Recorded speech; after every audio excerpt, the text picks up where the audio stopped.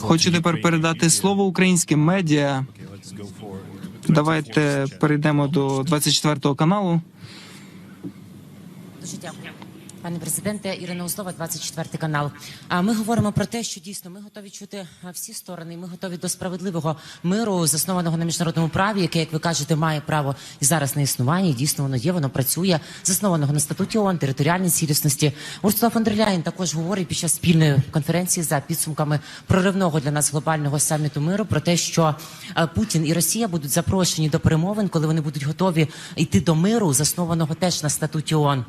Але, пане президенте, ми бачимо, що Росії не потрібен справедливий мир, не потрібен чесний мир. Вони знову виходять сьогодні, вчора, за кілька днів до нашого саміту і говорять про якісь ненормальні територіальні реалії, говорять про те, що їм немає що сказати. Відтак, питання наступне, будь ласка. А як ми і на яких умовах, за яких умов ми будемо долучати їх до переговорного процесу? Як будуть напрацьовуватися ці механізми? Скільки часу це може зайняти? Дякую. Дуже дякую.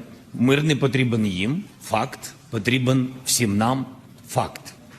Зібрання такої кількості поважних країн або представництв відповідних і релігійних лідерів говорить про те, що мир потрібен всім нам. Це більше, ніж будь-який. За кількістю населення, кількістю зброї, кількістю територій. Будь-який один агресор. Світ більше. Тому ми повинні робити свою роботу. Давайте не думати за Росію. Давайте робити своє. Поки що Росія з їх керівництвом не готова до справедливого миру, це факт. А навпаки, гучні заяви говорять про те, що, по-перше, це, я вважаю, це не хочу рахувати їх історичні, трагічні помилки, починаючи з окупації Криму, Донбасу, а потім повномасштабного вторгнення, це їх помилки, але і це також помилка зривати зусилля світу щодо справедливого миру. Навіть просто нам зібратися. І виходячи з таким меседжем, що вони готові на закінчення війни, при цьому дуже серйозна помилка, людина, яка пропонує Україні вийти іще з якихось наших територій. Які під нашим контролем, які наші, абсолютно законні. Тобто людина, яка хоче закінчити війну, вона може говорити будь-що. Навіть про заморожений конфлікт, який не влаштовує нас, бо ми їм не віримо. Але тут людина, вона абсолютно провокувала весь світ і, чесно кажучи, лякала, говорячи про те, що не збирається закінчувати війну, а хоче далі захоплювати територію. Тобто це велика помилка, яка для нас корисна. Для нас корисна. Їх меседжі всі тут за лаштунками. Не буду говорити, які конкретно країни, тому що реально майже всі говорили, що просто одним цим меседжем Путін передав всьому світу, що все, що він до цього говорив про реальне бажання закінчити війну, помножено на 0. Казали всі країни, навіть ті, які мають інший погляд або мали. І це також, я вважаю, великий успіх. Іноді помилки ворога – це також успіх. І тому, що може бути далі? Далі робочі зустрічі. Я вам сказав перелік країн, з якими ми почали працювати. Там будуть зустрічі на рівні NSA, на рівні наших команд. Буде розроблені плани, передусім цих 3 пунктів, про які ми говорили, і багато є напрацювань. Вони були не всі, може бути, не всі публічні, але тим не менш там немає якихось, знаєте, таких ось великих секретів. Але тим не менш буде конкретний план. І я вважаю, що після всіх цих зустрічей, які ми повинні правильно організувати, і повинні організовувати їх всюди. Безумовно, ми частина Європи. І географічно, і ментально. Але дуже важливо, щоб всі ці зустрічі були на різних континентах, на територіях країн, які, може, не об'єднані з нами кордонами, але точно об'єднані з нами цінностями. І це дуже важливо. І тому будуть ці зустрічі і в Африці, і в Латинській Америці, в Європі, в Азії. Ну, ми спрямовуємо зараз свої зусилля саме на це. Після цього буде план. Спільний план. BBC. Так, будь ласка, BBC. Дочекайтесь, будь ласка, мікрофону. Пане президенте, питання від BBC. Просто хотіла запитати вас, той факт, що Україна говорить зараз про мир, а Росія досі веде війну, чи це відображає те відчуття в Україні, що міжнародна військова підтримка для України слабше, і що ви не отримуєте об'єму допомоги від міжнародної спільноти так швидко, як це потрібно, і що ви переймаєтеся про те, що може статися під час американських виборів?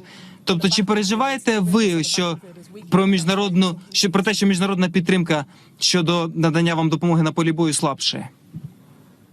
Цей саміт, вибачте, що з цього почну, і повертаючись до того, що вже сказав, цей саміт говорить про те, що міжнародна підтримка не слабша. Вона сильна. Навпаки, я вважаю, що доєдналась велика кількість інших держав. Щодо підтримки, вона різна. Ви знаєте, що журналістика також зброя. Ваше слово також дуже важливе, але це зброя, яка захищає правду, захищає нашу країну сьогодні, наші цінності. І тому країни доєднуються не тільки тим чи іншим військовим пакетом. Є гуманітарна підтримка, є політична підтримка. Нам важливо слово переважної більшості світу для того, щоб тиснути на Росію, щоб вона закінчила цю неспровоковану війну. Несправедливо. Тиснути можна двома шляхами. Перший – дипломатичний шлях, так?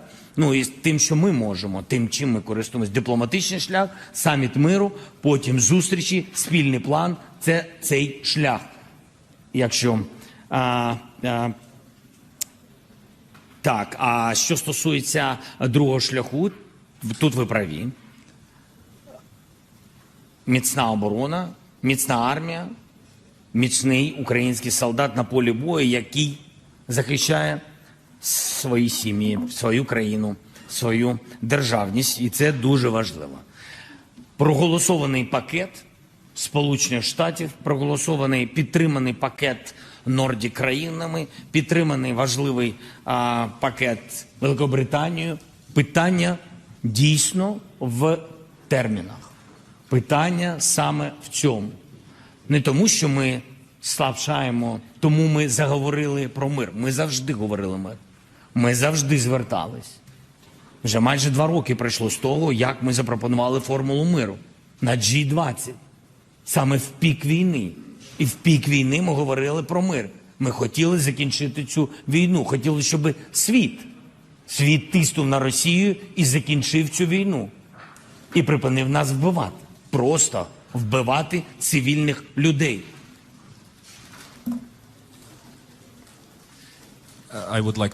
Хочу тепер передати слово комусь із Близького Сходу чи, можливо, з Тихоокеанського регіону. Kyoto News, так, будь ласка. Дякую вам за цю можливість. На цьому саміті багато країн наполягали на тому, що Росія повинна доєднатися до мирного процесу. І ви знаєте, дехто казав, що треба обговорити, коли та як Росію треба залучити до процесу. Тобто, чи готові ви говорити з росіянами? І якщо так, то які умови ви ставите, щоб розпочати переговори?